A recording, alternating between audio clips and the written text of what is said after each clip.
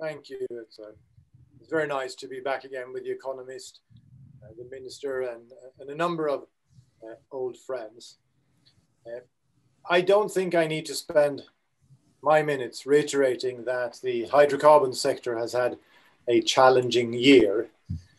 So I will give it a little bit more sort of the underground perspective from our end. And as I do that, of course, there is one distinction that I would like to start off by making. The distinction between analyzing the global sector overall and Greece's opportunities in the upstream sector as a producer country.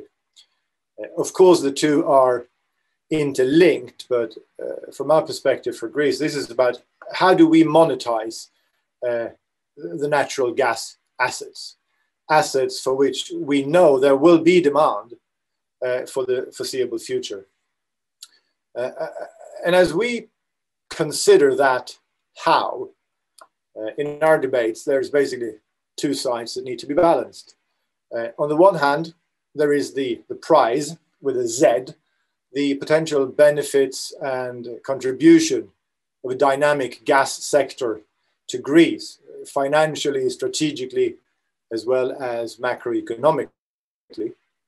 And on the other, there are the very important considerations that need to be taken into account when we discuss how to make this work for Greece and the Greek people. So if I start briefly on the price, we've been at this for a while, but we still need to accelerate a better understanding of the hydrocarbon geology. As we do this, I will be daring and quote our new CEO, Aristofatos, who recently said that once we do, we are quite likely to have some very good news.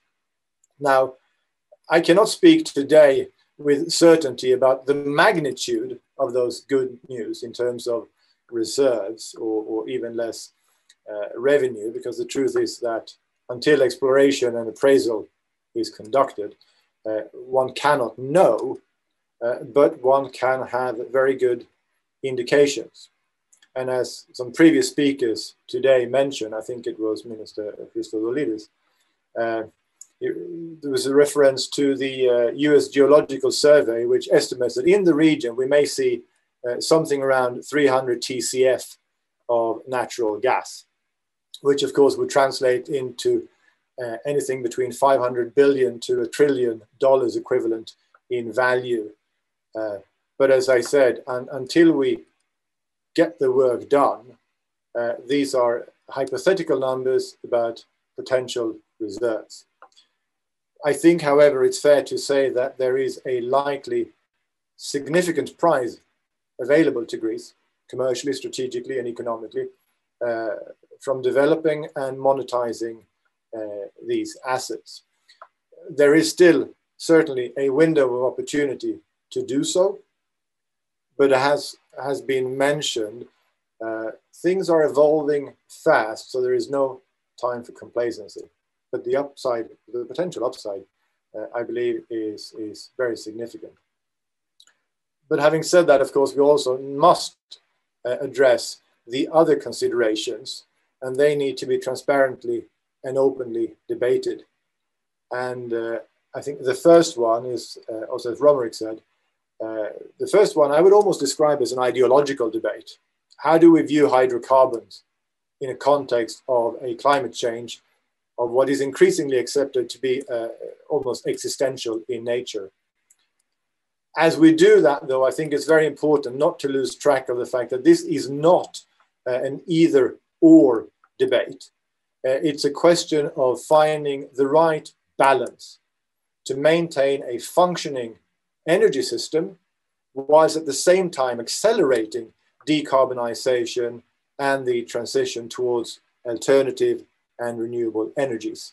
Now, that debate in itself requires a sophisticated, certainly not a binary debate about the energy mix that we wish to achieve and how we can pace that transition. My second observation, the second consideration, is really about supply and demand. Demand for natural gas will remain. But as for the supply side, of course, the truth is that that demand will be satisfied by those actors and geographies that will be most competitive. And that competition will have a technical, a financial, an environmental, as well as a social parameter. Now, there are elements to this which we cannot control: geology, water depth, and other issues which I think are best left to the engineers. But there is also elements that we can control. There was a reference here from Total about the great collaboration they've had with the Cypriot government.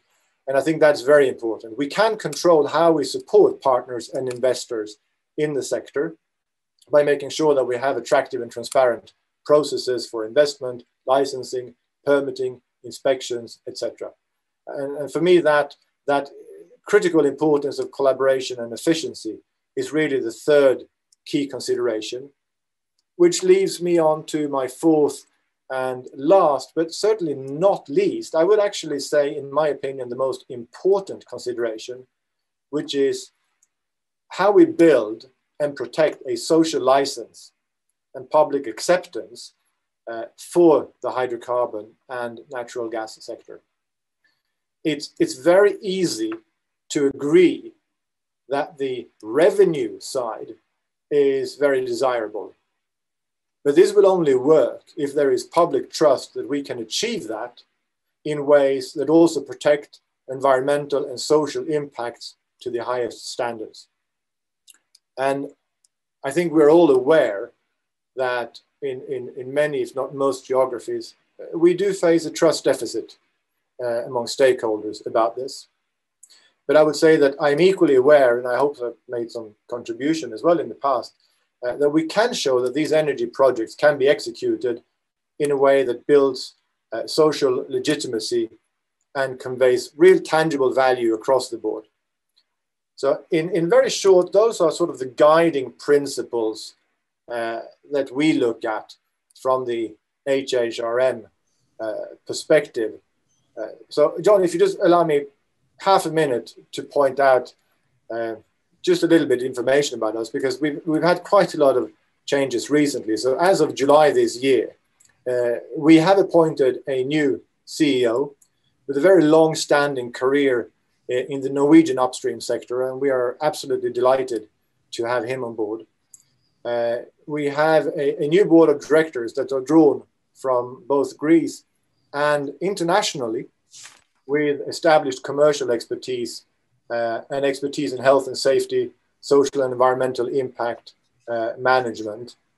And though this new constellation has only been in place for a couple of months, I'll say that it has been characterized by a fantastic support and commitment from day one of the appointments by Prime Minister Mitsotakis, through frequent engagement with our Energy Minister, Hatzidakis, and the critical day-to-day work with communities and investors and partners, including Total.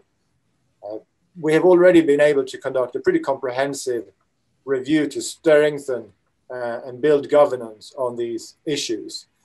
And reactions from investors and stakeholders has been really positive. So we are delighted about this, but we are, of course, taking on board the challenging environment, and we are very much cognizant that these are our first steps on a journey which is often referred to, sorry for being a bit cliche, but the new normal. And I think that is very true also for the sector as we seek to accelerate the pace as we go forward.